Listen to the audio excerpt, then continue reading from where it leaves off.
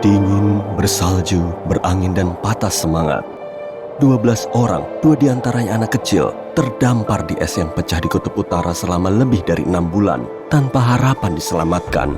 Kelaparan dan putus asa, para penyintas kapal karam ini menatap aneh ke arah kedua anak itu dan memikirkan hal yang tak terduga. Pada tahun 1913, seorang antropolog bernama Wilhelm Stephenson yang baru saja kembali dari ekspedisi Arktik bersiap untuk melakukan ekspedisi lainnya. Tujuannya adalah mempelajari orang-orang di Kanada Utara dan pulau-pulau di lepas pantai negara itu, serta memetakan wilayah kosong Laut Beaufort. Dia berhasil menerima dana dari sejumlah sumber, tapi dia didesak untuk pergi pada bulan Juni. Jadi, dia cuma punya waktu kurang dari 4 bulan untuk bersiap. Dan meski dia kemudian mengklaim punya cukup waktu untuk mempersiapkan segalanya, bisa dibilang itu tidak terjadi. Akhirnya, ekspedisi tersebut melibatkan 2 rombongan. Rombongan utara yang dipimpin Stephenson sendiri akan menjelajahi titik-titik putih di peta.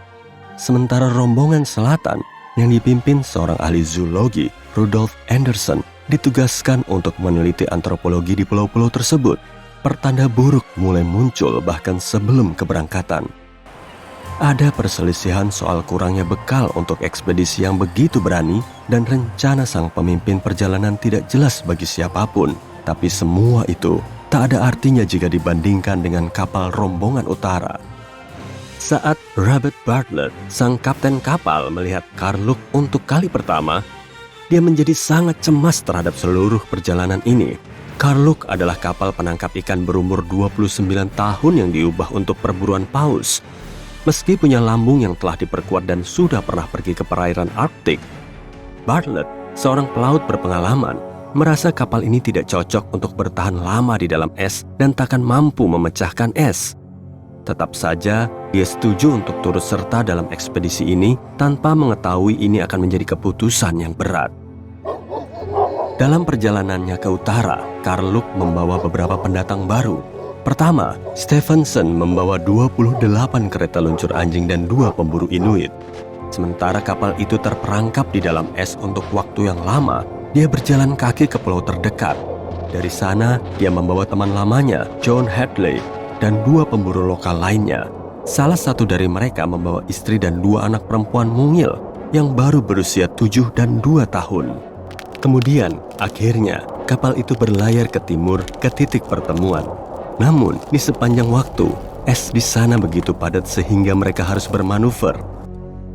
Jelas mereka takkan bisa sampai di utara seperti yang direncanakan, tapi kenyataannya jauh lebih buruk.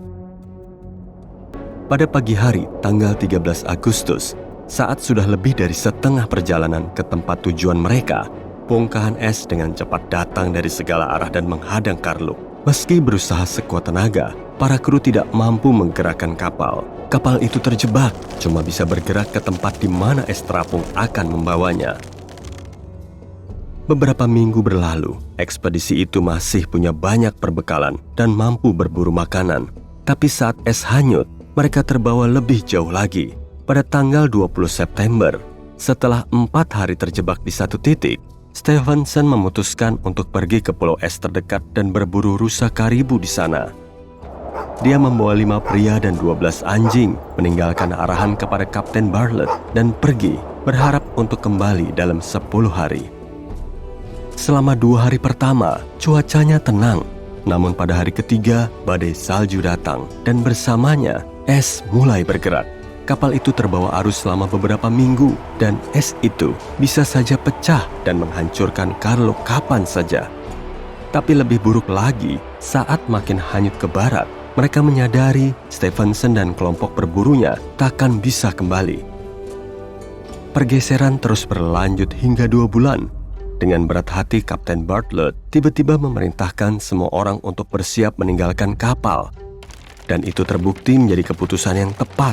Pada pagi hari tanggal 10 Januari, para kru terbangun akibat getaran hebat yang mengguncang seluruh kapal. Lambungnya terkoyak oleh bongkahan es. Semua orang bergegas melompat ke es, membawa perbekalan dan peralatan penting. Karluk tenggelam keesokan harinya.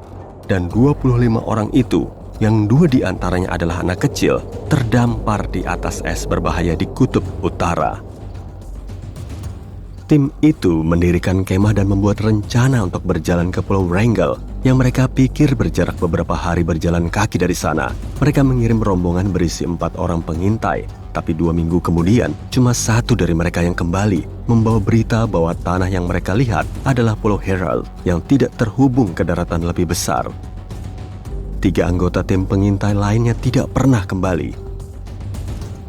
Setelah kembalinya satu-satunya pengintai, kelompok lain yang terdiri dari 4 orang karena tidak senang terhadap kapten mereka datang ke Bartlett dan mengumumkan bahwa mereka akan pergi sendiri. Mereka meminta perbekalan dan meyakinkan Bartlett bahwa dirinya tak akan perlu bertanggung jawab jika terjadi sesuatu pada mereka. Bartlett setuju. Mereka pergi besok harinya dan tidak pernah terlihat lagi. Setelah kehilangan 7 orang dan ada 2 anak kecil di sana, Kapten Bartlett tahu dia tidak boleh menyia-nyiakan waktu. Dia memerintahkan semua orang untuk mengumpulkan perbekalan dan saat mereka siap, rombongan itu mulai bergerak ke Pulau Wrangel yang, seperti yang mereka ketahui sekarang, terletak di arah sebaliknya. Mereka mengira jarak perjalanan ini sekitar 65 km, tapi kenyataannya jaraknya 2 kali lebih panjang dan jauh lebih berbahaya daripada dugaan mereka. Secara keseluruhan, rombongan ini yang dibagi menjadi kelompok-kelompok kecil agar lebih cepat menghabiskan waktu 3 minggu untuk pindah. Pegunungan es itu tinggi dan berbahaya. Esnya terus berderit dan mengancam akan pecah, membawa mereka ke arah yang tak terduga. Mereka harus mengatasi cuaca dingin yang ekstrim, badai salju, dan pada akhirnya kelaparan. Pada tanggal 12 Maret, saat mereka akhirnya tiba di pantai Pulau Wrangel, sebagian besar rombongan sudah terlalu lelah untuk terus berjalan. Anak-anaklah yang paling terdampak. Meskipun suku Inuit terbiasa dengan kondisi berat, anak-anak itu masih terlalu kecil untuk perjalanan seperti ini, dan mereka jatuh sakit dalam perjalanan. Melihat itu, Bartlett membawa pemburu muda Inuit yang terbukti paling kuat, dan mereka pergi melintasi es ke pantai Siberia dengan harapan bisa sampai ke Alaska dan membawa bantuan. Sisanya tinggal di kamp darurat. Keadaan psikis di antara para penyintas melemah, makanan makin jarang, udara dingin begitu menggigit, dan kepribadian terburuk orang-orang mulai muncul dalam kondisi seperti ini. Ayah dari keluarga Inuit dan pria lainnya pergi berburu, tapi meski mereka membawa hewan buruan, yang lain curiga mereka tidak membagi semuanya. Pada minggu-minggu berikutnya, perkelahian makin sering terjadi dan makanan makin sulit didapat. Pada bulan Juli, mereka kehilangan 3 orang lagi. Situasinya kelam dan para penyintas sebisa mungkin menjaga diri sendiri. Kelaparan bahkan lebih buruk daripada kedinginan. Dan Kuraluk, sang pemburu Inuit, mulai memperhatikan tatapan aneh menakutkan yang terus diarahkan pada istri dan putrinya. Tidak ada yang tahu apa yang akan terjadi jika dia tidak menangkap walrus seberat 270 kg yang menyediakan daging segar bagi seluruh rombongan. Tapi itu tidak cukup untuk membangkitkan semangat mereka. 2 bulan lagi berlalu dan mereka bersiap untuk musim dingin di atas es. Mungkin yang terakhir bagi mereka. Tapi kemudian, saat semua harapan telah sirna, pada dini hari tanggal 7 September, orang-orang yang lelah dan apatis di pulau itu dibangunkan oleh suara aneh, suara siulan dari suatu tempat yang jauh. Selang beberapa saat, siulan itu berulang dan rombongan itu keluar dari tempat berlindung mereka. Awalnya, mereka tidak mempercayai apa yang mereka lihat, tapi kemudian kelelahan terhapus dengan senyum bahagia merekah di wajah mereka. Itu adalah suara King dan Wing, kapal penyelamat yang dikirim Kapten Bartlett untuk mereka. Dia berhasil sampai ke Alaska dan segera meminta bantuan mendesak. Ke-14 orang yang selamat diangkut dengan aman ke Nome, Alaska. Sementara itu, Stephenson juga selamat. Dan saat Bartlett tiba di Amerika, dia sudah berangkat untuk perjalanan lain. Dia kembali 4 tahun kemudian, mengeklaim telah menemukan 3 pulau baru.